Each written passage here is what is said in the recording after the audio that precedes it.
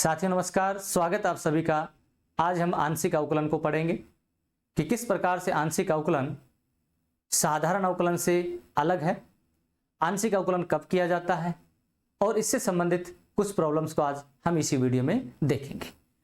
लेकिन आंशिक अवकलन को पढ़ने से पहले मैं कुछ अवकलन के बारे में बात करता हूं कि अवकलन क्या होता है। आपने पढ़ा होगा कि किसी भी एक क्वांटिटी के अंदर किसी दूसरी क्वांटिटी की रेस्पेक्ट में जो रेट ऑफ चेंज होता है उसी को हम क्या बोलते हैं? अवकलन बोलते हैं।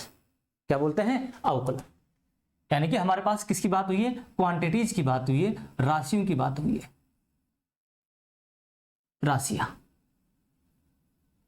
क्वांटिटीज, यानी किसी एक क्वांटिटी में किसी दूसरी क्वांटिटी के रेस्पेक्ट में जो परिवर्तन होता है उसको हम क्या बोलते हैं? अवकलन बोलते हैं। लेकिन अवकलन हमारे पास इन क्वांटिटीज के आधार पर कैसा हो गया? एक आंशिक और एक साधारण हो गया। तो ये क्वांटिटीज भी दो प्रकार की होती है, यानी कि राशियां भी दो प्रकार की होती हैं। कौन कौन सी? एक तो चर होता है यानी कि वेरिएबल, और एक क्वांटिटी होती है आपके पास अचर यानी कि कांस्टेंट। इस बात को समझने के लिए आपने देखा होगा एरिया ऑफ ए सर्किल क्या होता है हमारे पास? A is equal to pi r square. And volume of a circular cone क्या होता है? 1/3 pi r square h, pi r square h. यहां पर अगर आप देखो ए, कैपिटल ए एरिया को डिनोट कर रहा है और आर रेडियस है। कैपिटल ए और आर ये दोनों क्या हमारे पास? वेरिएबल्स हैं। अगर इस दूसरे फॉर्मूले को देखें तो कैपिटल वी वॉल्यूम है, आर रेडियस है और एच क्या है? उसकी हाइट है। ये दोनों तीनों क्या है हमारे पास? वेरिएबल्स हैं। लेकिन पाई यहां पर दिखाई दिया 1/3 और पाई ये हमारे पास क्या है? कॉन्स्टेंट्स है। यानी कि जो क्वांटिटीज हैं वो दो प्रकार की होगी, एक वेरिएबल हो गया और एक कॉन्स्टेंट हो गया। यहीं से हमारे पास जो कंसेप्ट है वो आंशिक अवकलन का आता है कि यहां पर हम देखें इस एरिया में सिर्फ और सिर्फ एक क्वांटिटी यानी कि एक चर के रेस्पेक्ट में क्या हो रहा है? परिवर्तन हो रहा है। यहाँ इस वॉल्यूम में दो चर है, एक आर है और एक एच, इनके रेस्पेक्ट में परिवर्तन हो रहा है और इस परिवर्तन की दर को हम क्या बोलते हैं? अवकलन बोलते हैं। यहाँ एरिया तो सिर्फ और सिर्फ एक चर का फंक्शन है। किसका फंक्शन है? आर का। और वॉल्यूम आपके पास है वो दो चरों का फंक्शन है, एक आर का और एक एच का। यानी कि वॉल्यूम में के अंदर भी परिवर्तन होगा आर और एच के रेस्पेक्ट में, कैपिटल ए यानी कि एरिया में परिवर्तन होगा आर के रेस्पेक्ट में। लेकिन यहां पर जो परिवर्तन होगा वो अलग कैसे रहेगा? यहां पर सिर्फ और सिर्फ एक क्वांटिटी के रेस्पेक्ट में परिवर्तन हुआ है, यहां पर दो क्वांटिटी के रेस्पेक्ट में। तो ये जो क्वांटिटी आपको दिखाई दे रही है, ये जो राशियां आपके पास आर और एच, इन राशियों को हम बोलते हैं इंडिपेंडेंट वेरिएबल्स, और जिनका वैल्यू हमारे पास फाइंड होकर आ रहा है एरिया का और वॉल्यूम का, इनको बोलते हैं हम डिपेंडेंट वेरिएबल्स। तो यानी कि जो राशियां हैं यानी चर है, इन चर के आधार पर भी दो प्रकार के चर हो गए। एक हमारा कौन सा है? स्वतंत्र चर, स्वतंत्र चर यानी कि इंडिपेंडेंट वेरिएबल। कौन सा है? Independent variable, IV. और दूसरा जो हमारा चर है वो कौन सा है? आश्रित चर या परतंत्र चर। परतंत्र बोलिए या फिर आश्रित चर बोलिए, डिपेंडेंट वेरिएबल, डिपेंडेंट वेरिएबल। देखो क्वांटिटीज आपकी दो प्रकार की थी, एक वेरिएबल था और एक अचर। तो वेरिएबल को आप देखो नाम से पता चल रहा है, यानी कि वेरिएबल एक क्या? एक सिंबल हो सकता है जो किसी एक्सप्रेशन के अंदर उसकी वैल्यूज क्या करती रहती हैं? वेरी करती रहती हैं, और कांस्टेंट हमेशा फिक्स रहता है। जो चर है वो भी दो प्रकार का हो गया, डिपेंडेंट वेरिएबल, इंडिपेंडेंट वेरिएबल और डिपेंडेंट वेरिएबल। इन्हीं वेरिएबल्स के आधार पर यहाँ पर ए डिपेंडेंट है, आर इंडिपेंडेंट है, एक वेरिएबल इंडिपेंडेंट, एक ही वेरिएबल डिपेंडेंट। यहाँ पर दो वेरिएबल इंडिपेंडेंट है और एक वेरिएबल कैसा है? डिपेंडेंट है। तो इन क्वांटिटीज में जो परिवर्तन हो रहा है इंडिपेंडेंट वेरिएबल के रेस्पेक्ट में, उसको हम समझते हैं। ये जो परिवर्तन है ये हमारे पास दो प्रकार से होगा। पहला तो कौन रहेगा? साधारण अवकलन। इसको समझते हैं, दोनों में अंतर। साधारण अवकलन यानी कि ऑर्डिनरी डिफरेंशिएशन। और दूसरा हमारे पास कौन है? आंशिक अवकलन, आंशिक अवकलन। अवकलन को आपने पहले ही बता दिया कि भी क्या होता है, किसी भी एक क्वांटिटी के अंदर किसी दूसरी क्वांटिटी के रेस्पेक्ट में जो परिवर्तन की जो दर होती है उसी को हम अवकलन बोलते हैं। लेकिन ये साधारण तो कब होगा और आंशिक कब होगा, ये डिपेंड करेगा आपका इंडिपेंडेंट और डिपेंडेंट वेरिएबल्स के आधार पर। अगर आपके पास इंडिपेंडेंट वेरिएबल कितने हैं, एक हैं, एंड डिपेंडेंट वेरिएबल कितने हैं भाई आपके पास, एक है या एक से ज्यादा है, तो उस स्थिति में जो आपका डेरिवेटिव होगा वो कैसा होगा, साधारण रहेगा। जैसे आपने देखा था 12th क्लास में, आपका कोई function y is equal to कैसा आपके पास f ऑफ x, ये y आपका डिपेंडेंट वेरिएबल है किसके ऊपर, x के ऊपर। जब आप x की वैल्यू कुछ भी दोगे इस फंक्शन के अंदर तो आपको किसकी वैल्यू मिलेगी, y की, तो x इंडिपेंडेंट और y कैसा हो गया, डिपेंडेंट। तो यहां से आपने जो डिफरेंशियल कोफिशिएंट फाइंड किया था वो क्या लिखा था आपने, dy बाई dx लिखा, या df बाई dx लिखा होगा, या फिर आपने क्या लिखा, f ऑफ x सफिक्स में। लिमिट फॉर्म में कैसे लिखा था आपने, limit of delta x tends to 0 f of x plus delta x minus f of x divided by delta x। ये जो आपके पास लिमिट दिखाई दे रही है ये लिमिट फाइनाइटली एग्जिस्ट करेगी, तो आप क्या कहते हो कि इस फंक्शन f में इस x के रेस्पेक्ट में आपके पास क्या हुआ, डेरिवेटिव हुआ, और इसको क्या बोलते हो आप, डिफरेंशियल कोफिशिएंट बोलते हो। और ये जो पूरा प्रोसेस है डिफरेंशियल कोफिशिएंट फाइंड करने का, उस प्रोसेस को आप क्या बोलते हो, डिफरेंशिएशन बोलते हो। ये हमारा ऑर्डिनरी डिफरेंशिएशन की क्या है, नोटेशंस है। इसी प्रकार से हायर ऑर्डर डेरिवेटिव आप ज्ञात कर सकते हो। दूसरी तरफ हम देखें कौन सी हो, आंशिक अवकलन को। ये दो अवकलन किसके आधार पर हो गए हमारे पास, साधारण और आंशिक कब हुए, इंडिपेंडेंट वेरिएबल और डिपेंडेंट वेरिएबल के आधार पर। अगर आपके पास इंडिपेंडेंट वेरिएबल की संख्या एक से ज्यादा हो जाए, खास बात क्या है, इंडिपेंडेंट वेरिएबल की संख्या एक से ज्यादा। दूसरे एग्जांपल में हमने देखा कितने इंडिपेंडेंट वेरिएबल है, दो, एंड डिपेंडेंट वेरिएबल की संख्या आपकी कितनी हो, एक। तो उस स्थिति के अंदर जो आपका डेरिवेटिव होगा वो कौन सा होगा, आंशिक होगा। क्योंकि इस v के रेस्पेक्ट में अगर मैं बात करूं, दो इंडिपेंडेंट वेरिएबल है और एक डिपेंडेंट वेरिएबल है, v में जो चेंजमेंट होगा एक बार आपका r के रेस्पेक्ट में होगा और एक बार आपका h के रेस्पेक्ट में होगा, यानी कि टुकड़ों के अंदर आपका रेट ऑफ चेंज फाइंड होगा, यानी कि आंशिक रूप से आपका रेट ऑफ चेंज फाइंड होगा। तो इंडिपेंडेंट वेरिएबल की संख्या एक से ज्यादा होगी और डिपेंडेंट वेरिएबल की संख्या एक होगी, तो उस स्थिति में जो आपका डेरिवेटिव होगा वो कैसा रहेगा, आंशिक रहेगा। फॉर एग्जांपल, आप डिफरेंशियल कोफिशिएंट फाइंड करना चाहो, कोई फंक्शन दे रखा हमारे पास z is equal to f of x y, z is equal to f of x y. यहाँ z दो इंडिपेंडेंट वेरिएबल का फंक्शन, एक x का और एक y का। तो अगर इस z के अंदर x के रेस्पेक्ट में जो रेट यानी चेंज हो रहा है उसका अगर हम रेट ऑफ चेंज निकालें तो कैसे निकालेंगे हम, del z by del x लिखें, या फिर क्या लिखें, del f by del x, या फिर f ऑफ x। देखो जो डेरिवेटिव होगा z का किसके रेस्पेक्ट में निकाल रहे हैं हम, x के रेस्पेक्ट में, तो लिमिट फॉर्म में क्या लिखेंगे, limit of delta x tends to 0 f of x plus delta x y minus f of x y divided by delta x। इस लिमिट फॉर्म को आपको देखने से साफ साफ पता चल रहा है कि इस फंक्शन f में सिर्फ और सिर्फ x के रेस्पेक्ट में परिवर्तन हुआ है, y कैसा आपका कांस्टेंट है। यही खास अंतर है ऑर्डिनरी डिफरेंशिएशन और पार्शियल डिफरेंशिएशन।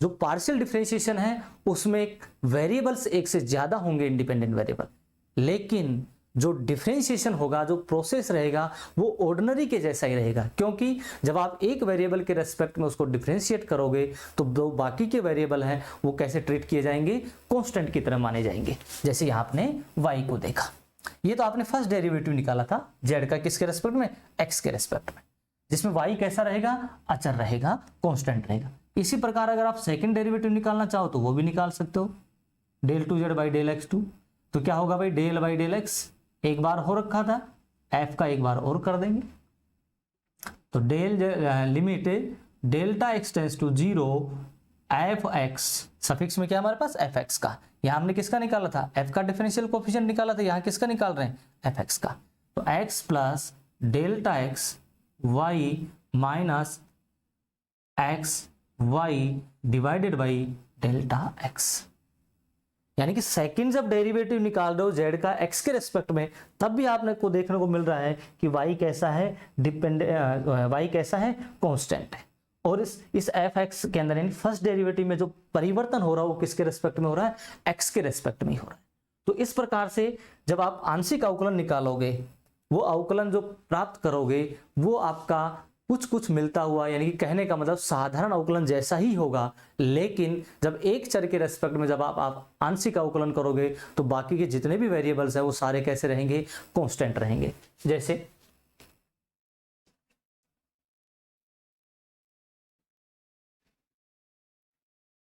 जैसे हम एक n वेरिएबल का फंक्शन देखें, z is equal to f of x1 x2 x3 x, ये एक n वेरिएबल का फंक्शन है। कितने वेरिएबल का फंक्शन है, n इंडिपेंडेंट वेरिएबल है और एक हमारे पास डिपेंडेंट वेरिएबल है। तो यहाँ पर इस z का इन सभी वेरिएबल के रेस्पेक्ट में जो डिफरेंशिएशन होगा वो कौन सा होगा, पार्शियल डिफरेंशिएशन होगा। लेकिन जब आप x1 के रेस्पेक्ट में इसको पार्शियली डिफरेंशिएट करोगे तो बाकी के n-1 जो वेरिएबल बच गए x2 x3 और xn, ये सारे के सारे कैसे ट्रीट किए जाएंगे, कांस्टेंट मान लिए जाएंगे। कैसे मान लिए जाएंगे, कांस्टेंट। यानी कि del z by del x जब आप फाइंड करोगे 1, तो उस स्थिति में जो एक्सप्रेशन मिलेगा उसको कैसे फाइंड करना है, इन सभी वेरिएबल्स को आपको क्या मान के चलना है, कांस्टेंट मान के चलना है। तो यही तो बात है। साधारण अवकलन में क्या करते थे, वहां पर हमारे पास इंडिपेंडेंट वेरिएबल एक ही होता था, तो हम एक के रेस्पेक्ट में क्या करते थे, हम डिफरेंशिएट करते थे। यहां पर कहने का हमारे पास इंडिपेंडेंट वेरिएबल्स ज्यादा हैं, लेकिन जब एक बार डेरिवेटिव निकालेंगे तो एक ही वेरिएबल के रेस्पेक्ट में करेंगे, बाकी वेरिएबल कांस्टेंट मान लिए जाएंगे। इसी प्रकार से इस एक्सप्रेशन का हम y के रेस्पेक्ट में पार्शियल डेरिवेटिव निकाल सकते हैं, सेकंड डेरिवेटिव निकाल सकते हैं, del z by del x, del z by del y, del 2z by del y2, ये सारे एक्सप्रेशन हम फाइंड कर सकते हैं इसी तरह से। ठीक है, अब यहां एक छोटा सा रिजल्ट आता है कि जो आपके जो डेरिवेटिव हैं, अवकलज हैं, इन अवकलज में क्रम विनिमेयता होती है क्या।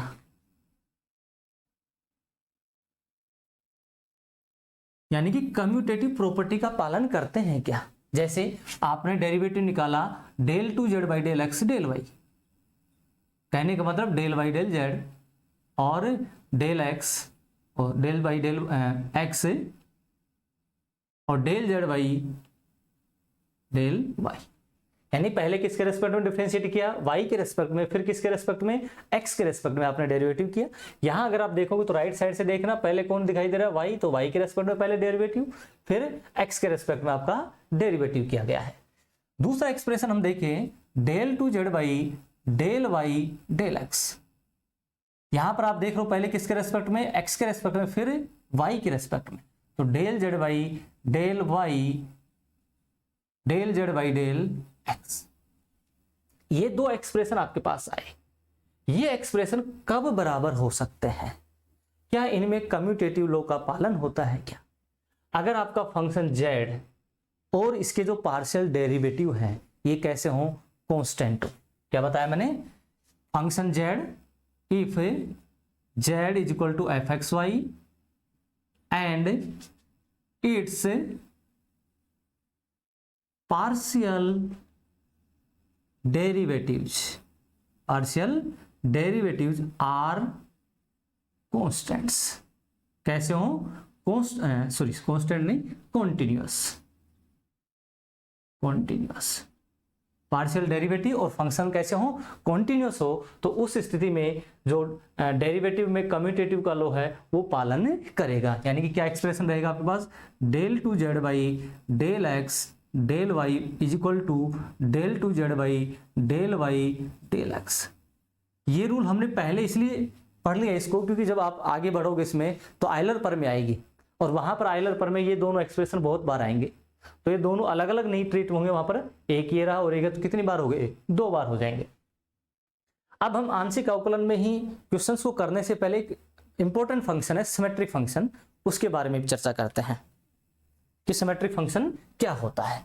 ये बात क्लियर हो गई। साधारण जो ऑर्डिनरी डिफरेंशिएशन, इंडिपेंडेंट वेरिएबल 1 हो, पार्शियल डिफरेंशिएशन इंडिपेंडेंट वेरिएबल 1 से ज्यादा हो, उस स्थिति में हमारे पास जो डेरिवेटिव आएगा वो कैसा रहेगा, पार्शियल डेरिवेटिव रहेगा।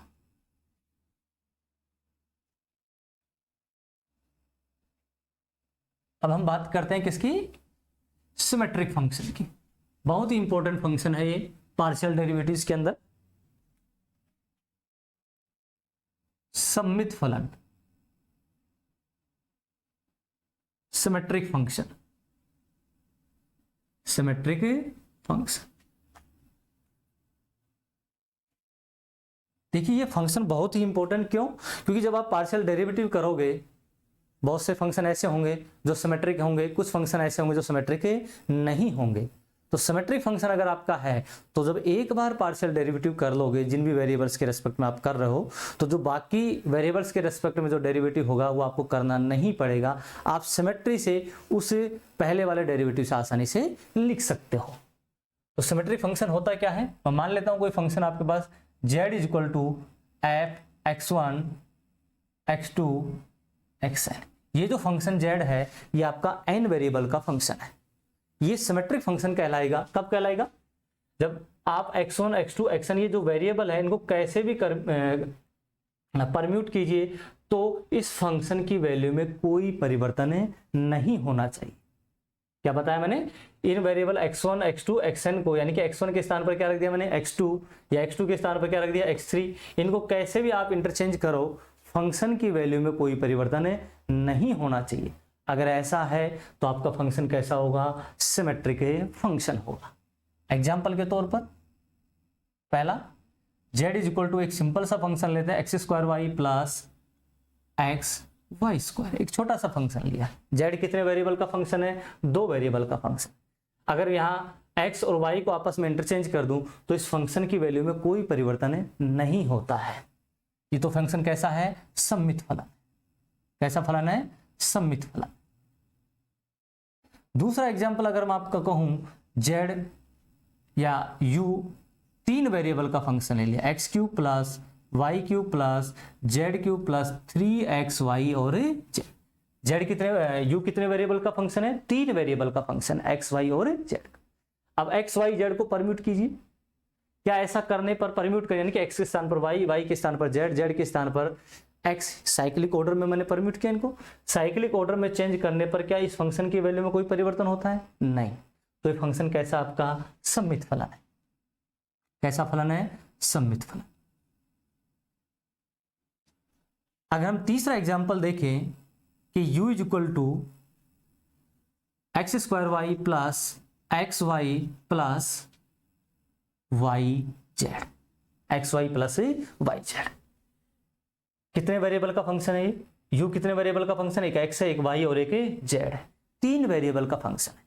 अगर हम यहाँ वेरिएबल्स को परम्यूट करें, यानी कि x के स्थान पर y, y के स्थान पर z या z के स्थान पर x, यानी साइक्लिक ऑर्डर में परम्यूट करके देखें तो आपका ये फंक्शन परिवर्तित हो जाएगा। जैसे चेक करके देखते हैं, x के स्थान पर मैंने क्या लिखा, वाई स्क्वायर, y के स्थान पर z प्लस x के स्थान पर y, y के स्थान पर z प्लस y के स्थान पर x और z के स्थान पर, y के स्थान पर z और z के स्थान पर x।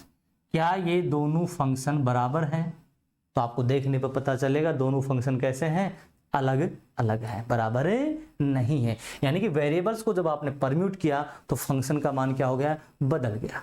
तो इस प्रकार का जो फंक्शन होगा वो आपका सिमेट्रिक फंक्शन नहीं होगा। ये कैसा फंक्शन है, सममित नहीं है, सममित फलन नहीं है, नॉट ए सिमेट्रिक फंक्शन। ये कैसा फंक्शन है, सममित फलन नहीं है। इसकी खास बात ये रहेगी, जब आप क्वेश्चंस करोगे तो आपको इसका इंपॉर्टेंस भी समझ में आएगा। अब हम एक न्यूमेरिकल करके देखते हैं आंशिक अवकलन के लिए।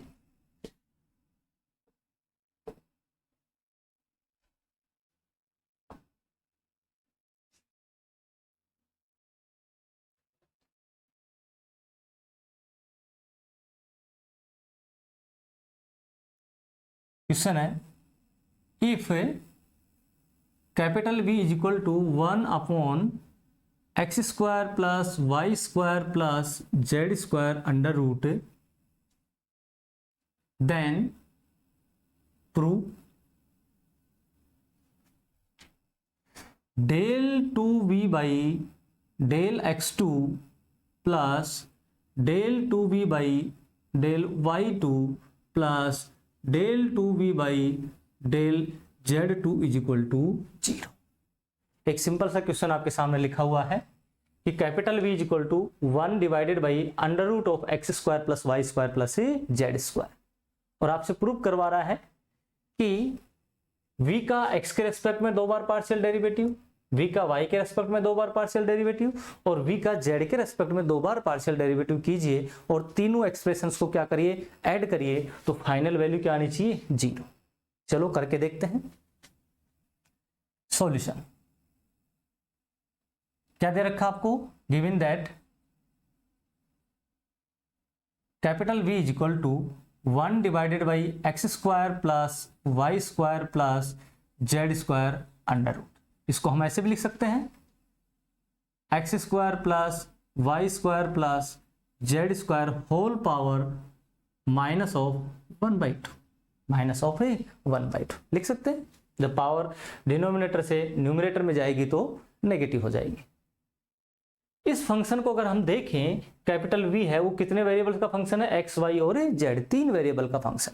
अगर हम तीनों वेरिएबल्स को परम्यूट करें तो क्या फंक्शन की वैल्यू में कोई परिवर्तन होता है, तो आपको पता चलेगा एक्स के स्थान पर मैंने क्या रखा, वाई, तो वाई स्क्वायर ये रहा, वाई के स्थान पर जेड तो ये रहा, यानी कि इनकी पोजीशन बदल रही है लेकिन फंक्शन की वैल्यू में कोई परिवर्तन नहीं हो रहा है। तो ये फंक्शन कैसा है, एक सिमेट्रिक फंक्शन है। कैसा फंक्शन है, symmetric function, which is a symmetric function. Symmetric function कैसा फंक्शन है, सिमेट्रिक फंक्शन। हमने एक इस एक्सप्रेशन को देख के फाइंड कर लिया। अब सिमेट्रिक फंक्शन की खास बात क्या रहेगी, आप एक वेरिएबल के रेस्पेक्ट में सेकंड डेरिवेटिव निकाल लेना। जो बाकी 2 वेरिएबल के रेस्पेक्ट में सेकंड डेरिवेटिव जो आपको प्राप्त करने होंगे वो किससे प्राप्त कर लेंगे, हम एक्स के रेस्पेक्ट में पार्शियल डेरिवेटिव से ही प्राप्त कर लेंगे। तो क्या करें हम, पार्शियली डिफरेंशिएटिंग इक्वेशन फर्स्ट किसके रेस्पेक्ट में डिफरेंशिएट करें, एक्स के रेस्पेक्ट में। Partially differentiating equation first with respect to x, keeping x के रेस्पेक्ट में जब आप पार्शियल डेरिवेटिव करोगे तो बाकी वेरिएबल कौन से बच गए, इसमें 3 वेरिएबल का फंक्शन है y और z। इन दोनों वेरिएबल को कैसे रखना, आपको कांस्टेंट रखना है, keeping y and z as constant,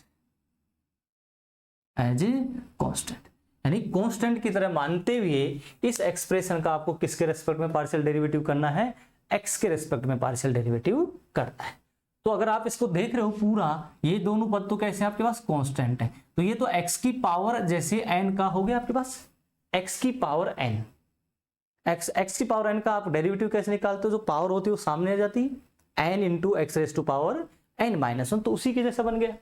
तो del v by del x क्या होगा पर आपके पास, del v by del x is equal to, power सामने आ जाएगी -1/2 x square plus y square plus z square, और पावर में से क्या हो जाएगा, एक कम हो जाएगा, इनटू। अब इस फंक्शन का करेंगे हम, तो एक्स स्क्वायर का कितना हो जाएगा भाई, 2x, वाई स्क्वायर और जेड स्क्वायर तो कैसे हैं, अचर है, इनका क्या हो जाएगा आपके पास 0। तो क्या वैल्यू आई आपके पास, इस 2 से 2 क्या हो जाएगा, कैंसिल, इस 2 से 2 क्या हो जाएगा, कैंसिल। तो अपने पास क्या आ गया, minus of x into x square plus y square plus z square whole power कितनी होगी, -3/2। ये तो आपने फर्स्ट डेरिवेटिव निकाला v का किसके रेस्पेक्ट में, x के रेस्पेक्ट में। बाकी 2 वेरिएबल थे उनको कैसे माना आपने, कांस्टेंट की तरह मान के चले। अब इसी का आप दोबारा से डेरिवेटिव करोगे, क्योंकि आपको प्रूफ क्या करना है कि सेकंड डेरिवेटिव निकालना है। तो इस एक्सप्रेशन का हम दोबारा से डेरिवेटिव करते हैं, तो del 2v by del x2, इसी एक्सप्रेशन को हम दोबारा से किसके रेस्पेक्ट में डिफरेंशिएट करेंगे, x के रेस्पेक्ट में। तो ये तो 2 चरों का फलन हो गया, एक u है और एक v है। तो कैसे किया हमने भाई, u का कर लेंगे, v को छोड़ दिया, minus of x square plus y square plus z square की पावर -3/2 और यू का कितना हो जाएगा 1 माइनस, अब इस x को छोड़ देंगे तो x इंटू इसका करेंगे, पावर क्या आ जाएगी सामने आ जाएगी 3/2, x की पावर n जैसा ही into x square plus y square plus z square whole power कितनी हो जाएगी 5/2, एक कम हो जाएगी पावर में से, इंटू फिर हम इस फंक्शन का भी करेंगे तो क्या हो जाएगा एक्स स्क्वायर का 2x, वाई स्क्वायर का 0 और जेड स्क्वायर का 0।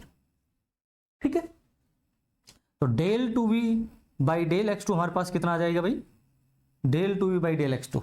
यहां अगर इस पूरे एक्सप्रेशन को देख रहे हो x square plus y square plus z square की होल पावर 3/2, तो क्या आ रहा है हमारे पास कॉमन माइनस के साथ, तो क्या आ जाएगा हमारे पास x square plus y square plus z square की होल पावर -3/2, तो क्या आ गया हमारे पास कॉमन, यहां पर क्या बच गया -1 और यहां पर देखिए भाई इस 2 से 2 क्या हो जाएगा, ये कैंसिल, माइनस माइनस क्या हो जाएगा प्लस, और ये कितना बचेगा 3x स्क्वायर, ये दोनों मल्टीप्लाई किया 3x स्क्वायर, और ये क्या बच जाएगा x square plus y square plus z square की पावर -1, ये बचेगा।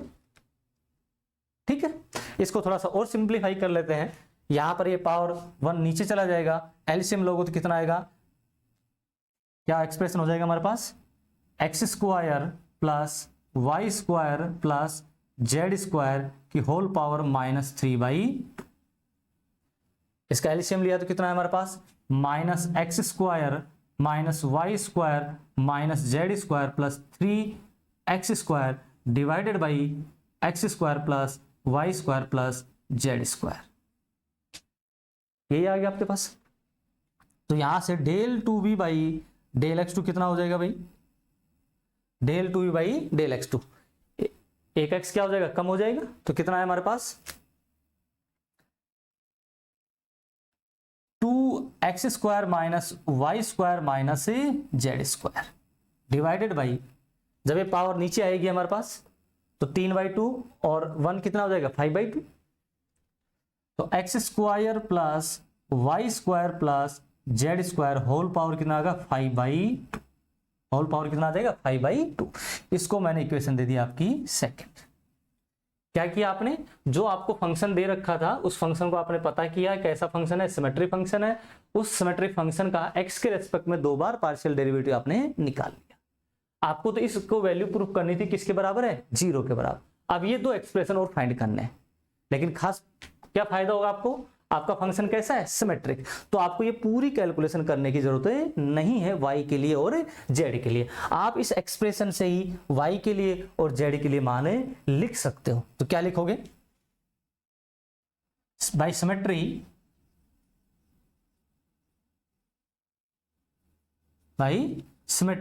समीकरण 2 से क्या लिख सकते हो भाई, del 2v by del y2। क्या किया भाई आपने, सिमेट्री कैसे लगा रहे हो, x के स्थान पर y के स्थान पर z और z के स्थान पर क्या पुट कर देंगे x, तो बोले क्या आएगा इसमें से, यहाँ 2y स्क्वायर हो जाएगा, यहाँ z स्क्वायर हो जाएगा, यहाँ पर x स्क्वायर, लेकिन जो डिनोमिनेटर में लिखा हुआ है उसकी वैल्यू में कोई परिवर्तन नहीं, क्योंकि तो फंक्शन कैसा था हमारा सिमेट्रिक। तो क्या लिखा भाई इसका मान 2y square minus z square minus x square divided by x square plus y square plus z square whole power कितना है 5/2। ये कौन सा वैल्यू निकाल लिया हमने, इसकी वैल्यू निकाल ली। अब किसकी चाहिए हमें, del 2v by del z2 की वैल्यू चाहिए, तो क्या आएगा हमारे पास del 2v by del z2 कितना हो जाएगा भाई हमारे पास 2z square minus x square minus y square divided by x square plus y square plus z square की होल पावर 5/2, होल पावर 5/2। ये इक्वेशन आपका 3 हो गया और ये इक्वेशन आपका 4 हो गया। जब आप इक्वेशन 2, 3 एंड 4 को ऐड करोगे तो आपकी वैल्यू क्या आनी चाहिए 0। ऐड करते हैं, अगर हम इक्वेशन 2, 3 और 4 को देखें तो सभी का जो डिनोमिनेटर है वो कैसा है, समान है, कैसा है, इक्वल है। 2x स्क्वायर यहां पॉजिटिव है, minus x square minus y square कैसा है, minus x square minus x square, 2 बार पॉजिटिव और 2 बार ही नेगेटिव, तो कैंसिल हो गया, क्या हो गया 0। माइनस वाई स्क्वायर तो माइनस 2y स्क्वायर, और यहां पर क्या है प्लस है 2y स्क्वायर, तो प्लस और माइनस क्या हो गए 0। यहां पर माइनस जेड स्क्वायर और यहां पर क्या है माइनस जेड, तो माइनस 2z स्क्वायर, और ये किसका है प्लस का 2z स्क्वायर, तो इनको जोड़ोगे तो क्या हो जाएगा 0। तो इक्वेशन 2, 3 और 4 को जब आप जोड़ोगे तो आपको क्या वैल्यू मिलेगी, del 2v by del x2 plus del 2v by del y2 plus del 2v by del z2 is equal to 0। यहां जोड़ लेते हैं अपन, adding equation 2, 3 and 4 we get, क्या मिलेगा भाई आपको del 2v बाई, चलो मैं RHS से लिख रहा हूं भाई सिर्फ, तो इसका जो डिनोमिनेटर है वो तो सेम है सभी का, तो क्या आ जाएगा हमारे पास x square plus y square plus z square whole power कितनी हो जाएगी 5/2। पहले वाले में एक्सप्रेशन क्या है हमारे पास 2x square minus y square minus z square, दूसरे वाले में क्या है भाई 2y square minus z square minus x square plus, और लास्ट में क्या है भाई 2z square minus x square minus y square, 2z square minus x square minus y square.